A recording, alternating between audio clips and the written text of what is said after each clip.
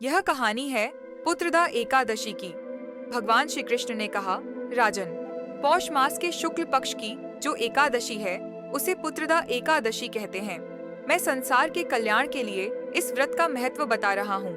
इस व्रत को पूरी विधि और श्रद्धा से करना चाहिए। यह एकादशी सभी पापों का नाश करने वाली है।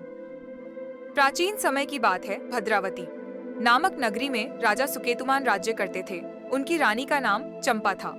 बहुत वर्षों तक उनके कोई पुत्र नहीं हुआ। इस कारण राजा और रानी दोनों ही हमेशा चिंता और दुख में डूबे रहते थे। राजा के पितृ भी दुखी थे, क्योंकि उन्हें लगता था कि राजा के बाद कोई ऐसा नहीं होगा जो उनका तर्पण करेगा। यह सोचकर वे भी शोक में रहते थे। एक दिन राजा अकेले ही घोड़े पर सवार होकर घने जंगल में निकल गए। उस वन में चारों ओर हिरण, पक्षी, भालू, सियार और उल्लू दिखाई दे रहे थे। राजा वन की सुंदरता देखते देखते काफी दूर निकल गए। तभी दोपहर हो गई और उन्हें भूख प्यास लगने लगी। जल की तलाश में घूमते हुए उन्हें एक बहुत ही सुंदर सरोवर दिखाई दिया, जिसके पास कई मुनियों के आश्रम थे। सरोवर के किनारे कई मुनि वेदों का पाठ कर रहे थे। उन्हें देखकर राजा अत्यंत प्रसन्न हुआ। वह घोड़े से उतरकर मुनियों के पास गया और सबको प्रणाम किया। राजा ने पूछा, आप लोग कौन हैं और यहाँ क्यों आए हैं?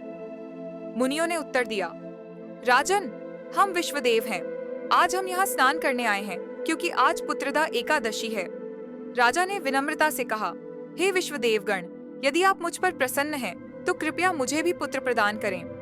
मुनियों ने कहा, राजन, आज ही पुत्रदा एकादशी है। तुम इस व्रत को पूरी श्रद्धा से करो। भगवान केशव की कृपा से तुम्हें अवश्य पुत्र प्राप्त होगा।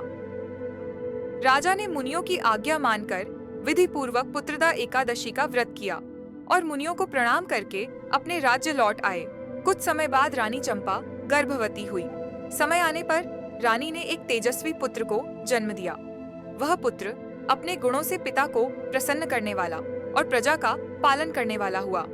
इस प्रकार जो मनुष्य श्रद्धा और एकाग्रता से पुत्रदा एकादशी का व्रत करता है, वह इस लोक में सुख पाता है और मृत्यु के बाद मोक्ष को प्राप्त होता है। हरि ओम। प्रामाणिक हिंदू धर्म की कहानियाँ देखने के लिए हमारे चैनल को सब्सक्राइब करें।